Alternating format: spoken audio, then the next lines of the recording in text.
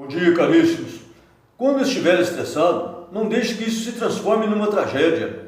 Utilize-o em benefício próprio.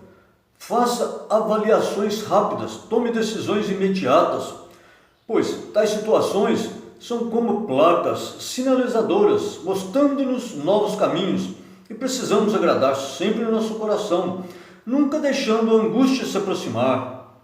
E quando se pede ajuda a Jesus, tudo se torna fácil. Um grande abraço.